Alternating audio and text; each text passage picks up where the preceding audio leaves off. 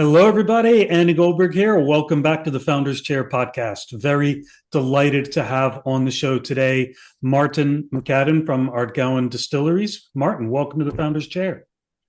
Thank you very much. Delighted to be here. It's my first podcast of this nature, so I'm looking forward to it. Well, we're looking forward to hearing a little bit about your story. Martin, can you tell us a little bit about you personally, first of all, where you're from, where you are now, and what you get up to when you're not working? What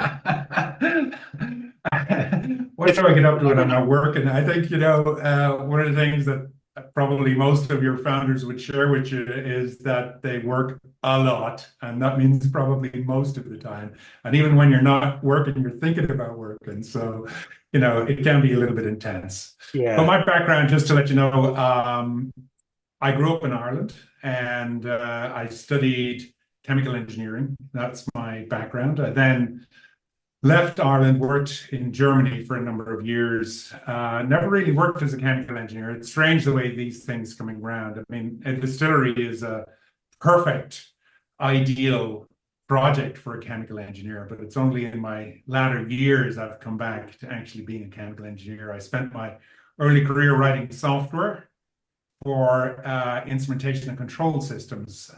That's why I went to Germany. I worked with Siemens there for a while. Worked in Ireland with the implementation of a couple of projects with Siemens and then with the local power company there. And then I went to the US and lived and worked in North Carolina for a number of years in RTP, Research Triangle Park, just outside Raleigh. And that was a very important period of my life. I think one of the great things that I've been able to do is constantly evolve and change careers. So I've always been learning. So I did work in the nuclear industry out in the US for a while, which is fascinating. I have lots of things I might like to say about the nuclear industry. I'm not anti-nuclear. I think that the costs of nuclear, particularly in this country, have become prohibitive. When people say, hey, nuclear is a cheap alternative, it's not. It stopped being cheap many, many years ago. But that's a digression.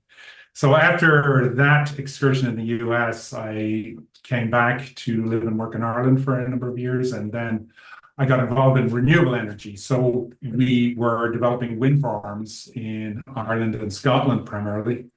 And the opportunity came for me to go back to the US to head up the team. The company was called Electricity, became extraordinarily successful. We based ourselves out of Chicago. We developed several thousand megawatt pipeline of wind farms, primarily across Texas, but also in a number of other states as well. And after all of that, eventually came back to Europe and worked in that same business for a while, but on the customer side. We actually had a business which was on supplying electricity to small to medium enterprises. Developed that.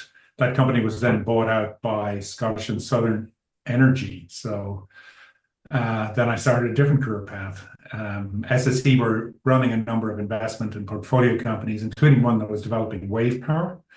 I headed up that for a number of years. We had lots of technical successes with aquamarine power, but unfortunately, commercial success eluded us. And that was a time when it became unpopular to be trying to do anything green. I think you will remember David Cameron's comment, ditch the green crap. And that was essentially the end of the wave power industry in Scotland. So that was a tremendous disappointment. As I say, we had lots of technical successes, but limited commercial successes. And then after a period, I had a period of illness in my life. And after recovering from that, I decided to do something else and started on a distillery project. And that's it in a nutshell. Are you a fan of whiskey, or did it just sound like an interesting project? And the answer to that is both. I mean, when I was younger, at university, I suffered from a very nasty medical condition called ulcerative colitis. Not something you want to talk about in a podcast today, but drinking beer, as most students do, then actually aggravated the condition that I had. So being a good student, I immediately switched to drinking whiskey, and I thought all whiskey was the same. And then somebody introduced me to single malt, and I thought, oh my God, this is quite a different and extraordinary drink. And so I became hooked, a lifelong fan of single malt whiskey. And after everything else, it was time to come back and have a deeper look at that. I'd worked on a couple of projects. I became one of the founding shareholders in Kingsbarn Distillery, which was then bought out by the Weems family, and now is up and running. Quite a successful distillery they have there. And I also worked on some technical aspects for the Ardgowan distillery for the guys at Adelphi. So I had gotten, after my convalescence from my illness, I gotten deep into looking at some other distillery projects, and then eventually decided maybe it's time to look at doing a distillery project. So I did speak to a number of people at that time. One of them at Adelphi, Alex Bruce, and the other one is Lenny Russell from McLeod Distillers, and both of them said, "Don't do it. It's crazy." And but anyway, I didn't listen to them, and I ended up where I am. The distillery industry is remarkably different than any other business. I mean, most of your founders would appreciate that, you're going to make a product or have a service or offer a service, and the idea behind that is that you have the product available and you sell it immediately, and that generates revenue, and then you grow the business and you get into new markets and everything else. With the whiskey industry, first of all, you can't sell it immediately. You've got to wait a minimum of 3 years.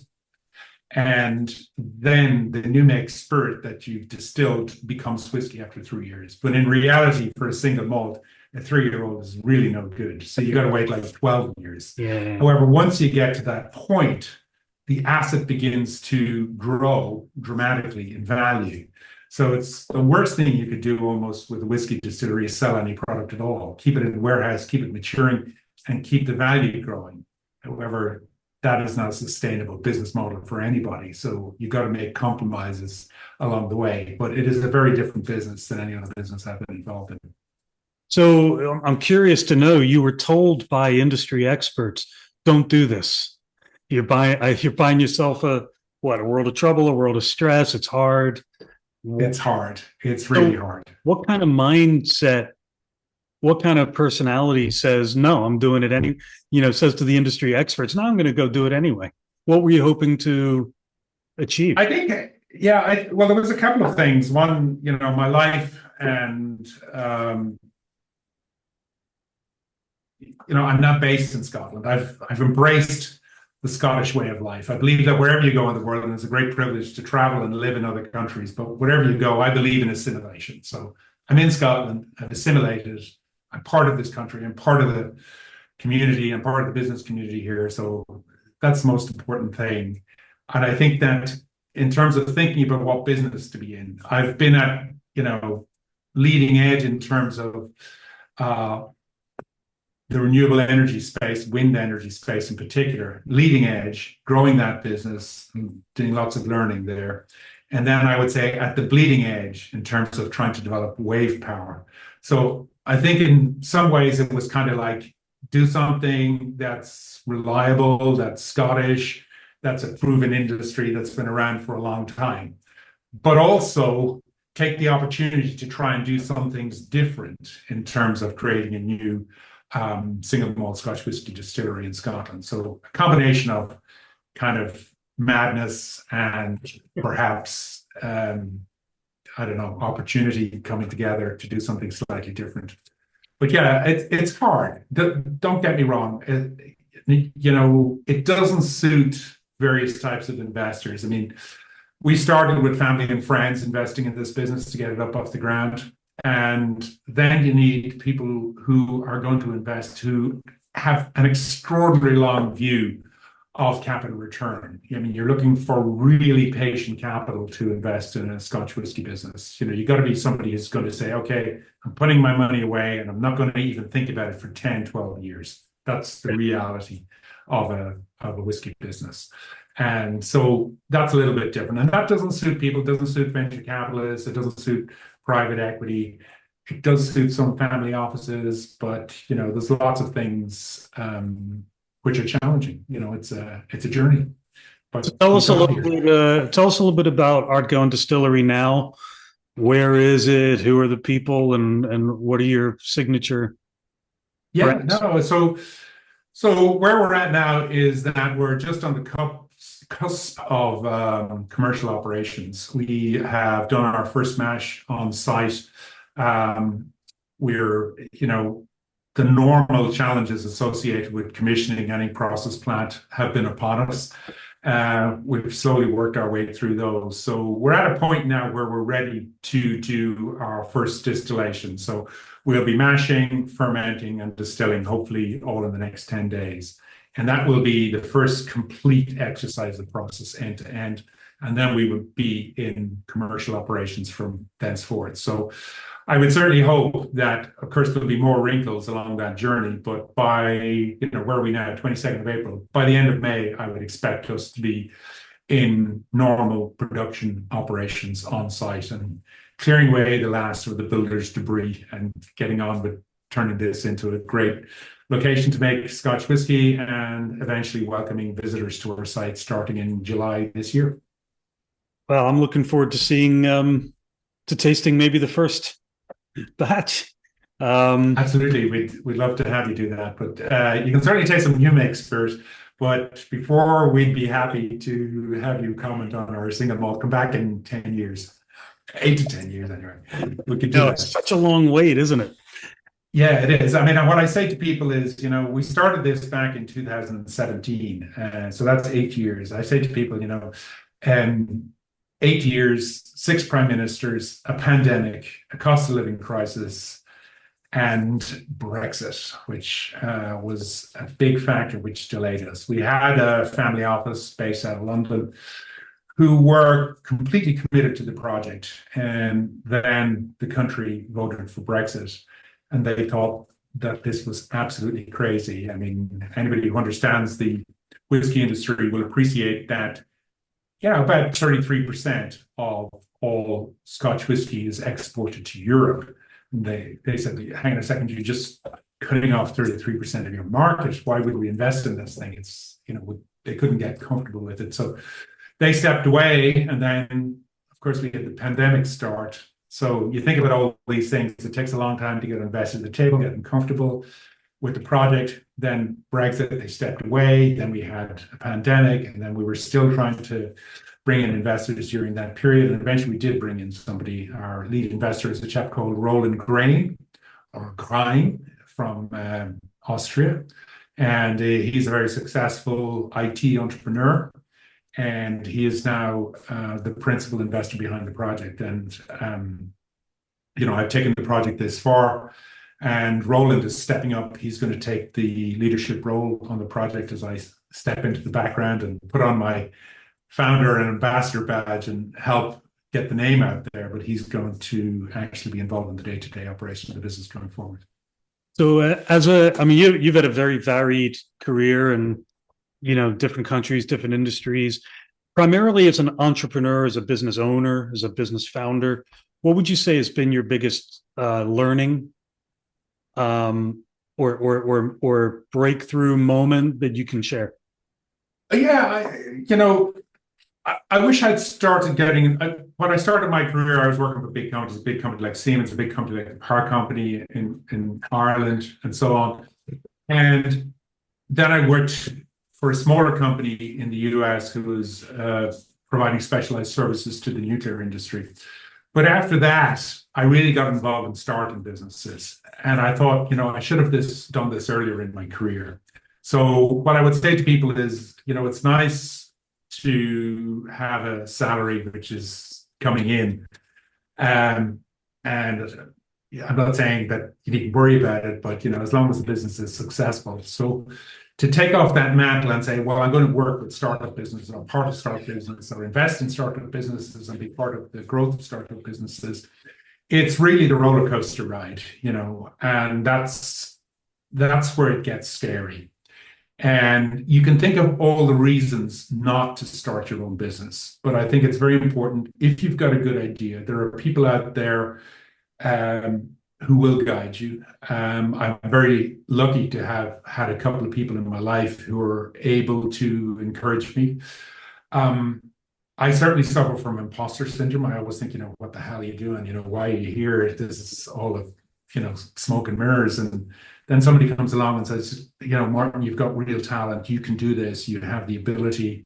I believe in you. I will invest alongside you and all of that. And that's a great encouragement. But the roller coaster ride, particularly when you start bringing people into the company and you have a payroll to meet at the end of every month, and you're looking at that and you're thinking, can we make payroll? Are we making revenue? Can we raise more money? All of those things. It's certainly not good for your stress levels or your blood pressure. So but the thrill of winning success and, working in the software industry, at one point in time, I was involved in a business developing and selling transaction software, which became very successful. And again, I was a small shareholder in that. But when you won that big contract, it's a feeling of elation and success and power and just value and all of those things. And, yes, I've been reasonably successful. I've had failures too, but getting up and doing it. And even when the worst thing happens, you need to just think, okay, that didn't work.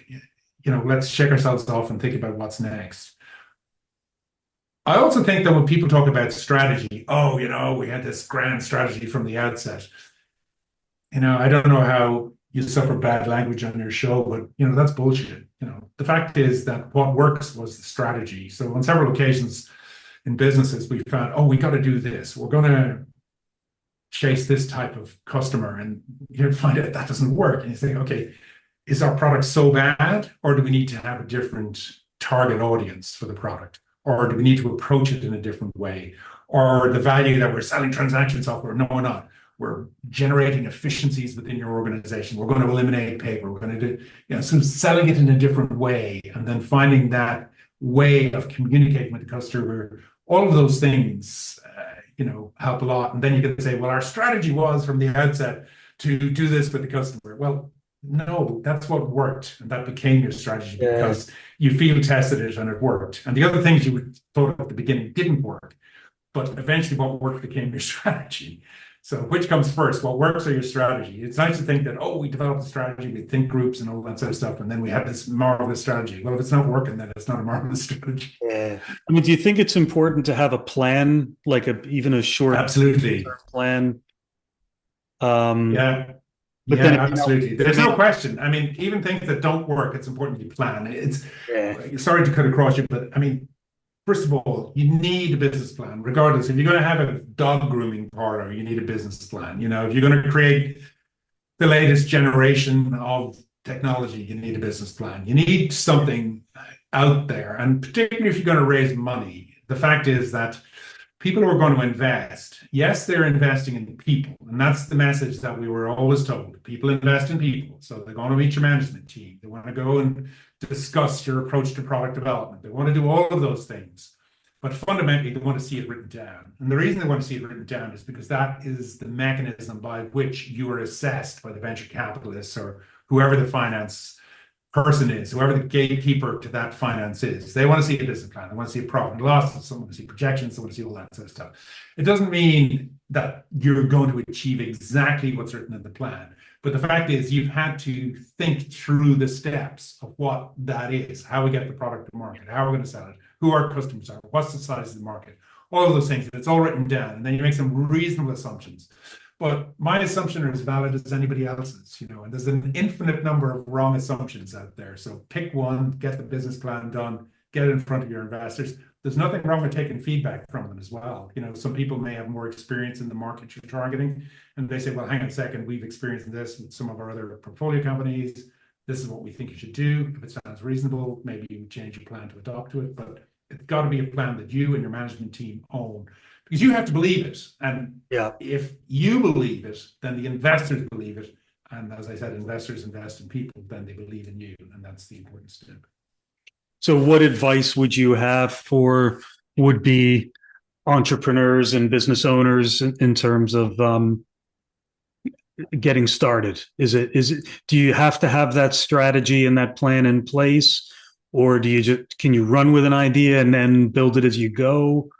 I think there's several aspects to that. One, I think it's always good if you can,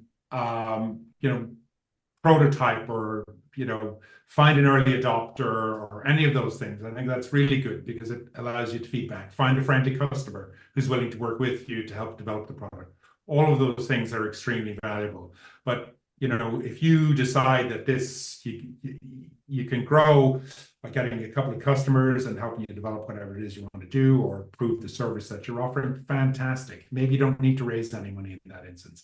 But if you do need to raise money, going in there with some sort of revenue, even if it's small, that's really, really valuable. So although we're not selling our own whiskey now, in parallel with developing the distillery, we started independent bottling business, and that sold under the Clyde Built brand. So we buy whiskeys from all over the country, and then it's all primarily all blended malts. So this is a blend of single malts.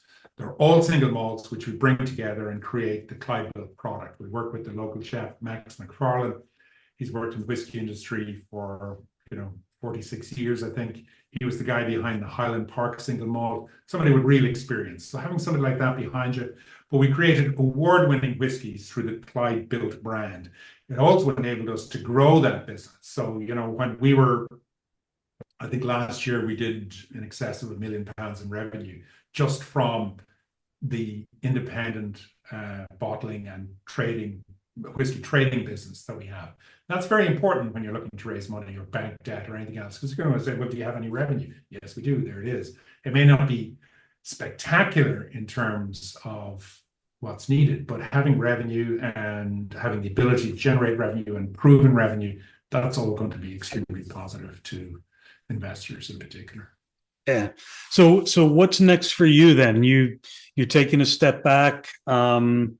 But are you going to stay involved? You mentioned you're going to be the one that's going to go out there and get the customer base or bring the product to market. What are you going to be doing? I think I'm going to do all of that. I mean, I'm still a shareholder here. I want to promote this company and the brand as much as I can. So I'll work with the guys in whatever role suits them. The other question you asked at the beginning, which I didn't answer, which is always a good thing to avoid answering questions. You said, like, what do you do when you're not working? Well, my hobby since I've been 11 years old has been photography. So, for all your listeners out there, or viewers out there, go and have a look at ardgowandistillery.com, our website. That's a plug. And you'll see all the photographs that are up there and the video that's up there. They're all mine. So I do have something that I'm passionate about. So I do like to take photographs and do video. And over the last while, particularly as we've gotten through the construction, I have quite a detailed record of the construction in video and photograph form, particularly photographs. I've only come late to video. I think fundamentally I'm a stills guy, but I love photography. I love the way that you can communicate with an image. Of course, it's getting harder now with all these AI images out there. But express my creativity is what I would say. Stay involved in businesses.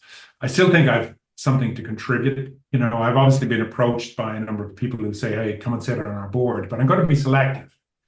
I want something. I think my experience on boards is you see people who are there because an investor wants them there, or one of the bigger shareholders wants somebody on the board, but they don't actually contribute anything to the business. And I think I don't want to be somebody who says, hey, represent our interests on this board, unless it's something that I feel I can really contribute to.